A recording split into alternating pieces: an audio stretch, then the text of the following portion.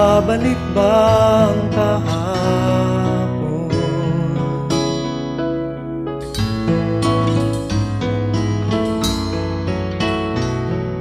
Natatandaan mo pa ba nang tayong dalawa'y unang magkita? Panahon ng kamusmusan,